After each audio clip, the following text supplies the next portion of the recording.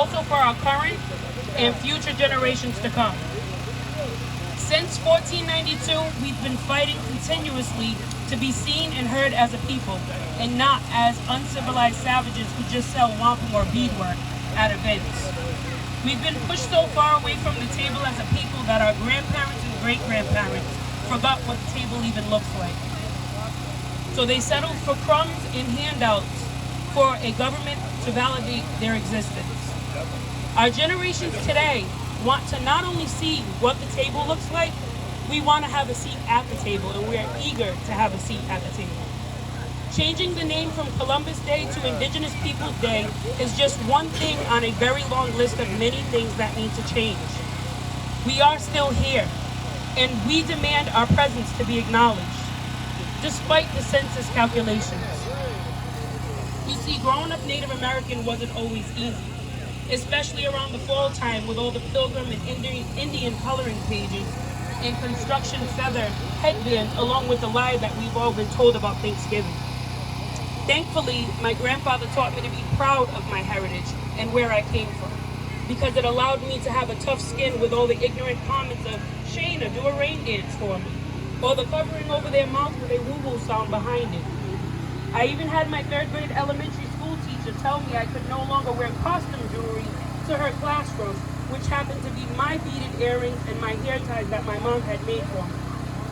I had explained to this teacher at 8 years old that this was a part of my culture, but she disregarded me and told me I was disrespectful and that I was a distraction to her classroom. Of course, there was a call to my mom, which entailed a visit to my school. From that day on, my third grade teacher had put a target on my back. Unfortunately, this is a memory that has forever been burned in my brain, along with many others.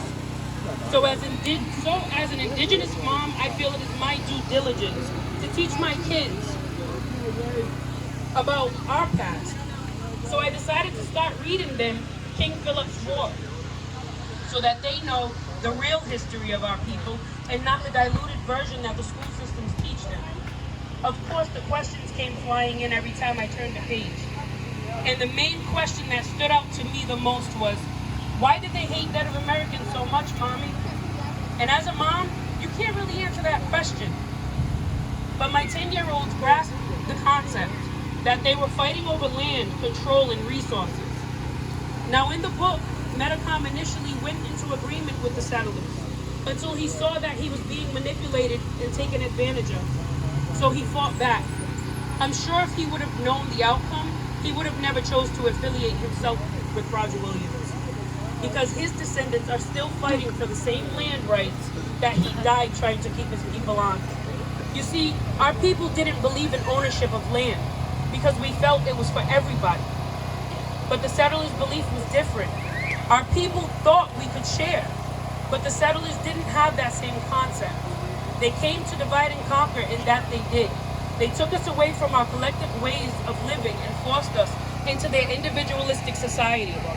Our ancestors taught them our ways and roots out of kindness. Fast forward, we've forgotten how to companion plant. We've forgotten how to ground ourselves. And slowly but surely, we escaped our in-tune ways with Mother Nature and turned to their wine and spirits because the adjustment was new and the transition was hard.